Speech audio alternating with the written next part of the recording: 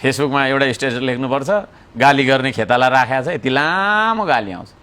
त्यो गाली गर्ने मान्छेहरूले नि तर एउटा गाली गरे भए पैसा चाहिँ पाउँछ है, होइन? पाउँछ नि त, त्यसै तपाईँको खट्छ, बिहानदेखि रातिको तपाईँको 2 बजीदेखि खट्छ। भन्दा हर्क अहङ्कारी राष्ट्रिय स्वतन्त्र पार्टीको महाधिवेशनमा गएनन्। गगनले देखाए राजनीतिक संस्कार। हर्क साम्पाङ यति घमण्डी होलान् भनेर कसैले पनि सोचेका थिएनन्, तर उनले घमण्डको सीमा पार गरेका छन्।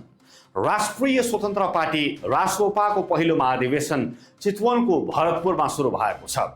रासोपाले सबै दललाई निम्तो दिएको थियो, तर हर्क साम्पाङ न त आफू गए न त आफ्नो पार्टी श्रम संस्कृतिबाट एकजना नेतालाई पनि उनले पठाएनन्।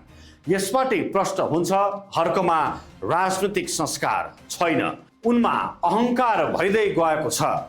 अन्य दलबाट भने नेताहरू सहभागी भएका थिए। एमालेबाट अध्यक्ष केपी शर्मा ओली आफू गएनन्, आफू नगए पनि नेता प्रदीप ग्युमलीलाई पठाएका थिए।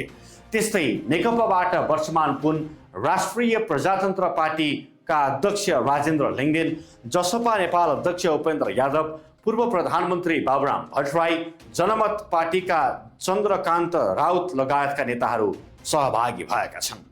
नेपाली कांग्रेसका सभापति गगन थापा भने आफै रासोपाको महाधिवेशनमा सहभागी भएका छन्।